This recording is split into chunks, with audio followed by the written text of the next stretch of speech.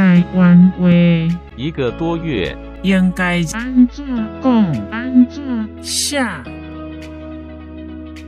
个月内容是从教育部台湾闽南语常用词词典引用，释义1个多月，用例。张总的顶摆出场，去巡视海外工厂，伫遐待个月。张总经理上次出差去巡视海外的工厂，在那里待了1个多月。